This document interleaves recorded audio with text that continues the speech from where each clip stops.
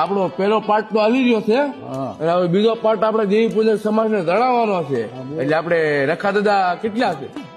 રખા દાદા દીકરા જો નાચેલો સાંભળો હા તો પ્રેમથી તમને સમજાવું વિગત. એટલે મારી માહિતી પ્રમાણે તમને વાત કરું છું ભાઈ. હા રખા દાદા એક જ છે હા અને બીજા નંબરમાં કે છે હા કે દાળમાં દાદા છે. હા. ગામધણી હા ગામધણીમાં દાળમાં દાદા હોય છે ભાઈ. પણ રખો આપણા દેવપુંજક સમાજમાં એક જ દાળીમાં ને લોક સહિત માને છે. એનો વર્ષે વર્ષે મણીનો ખીચડો કરે છે.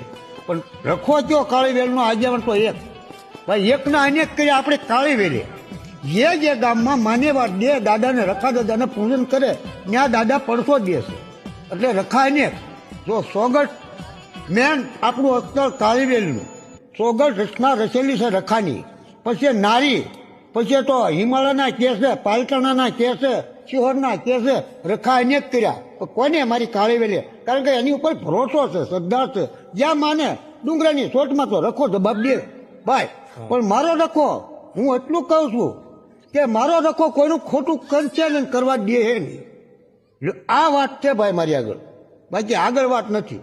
વાહ ભગા દાદા વાહ.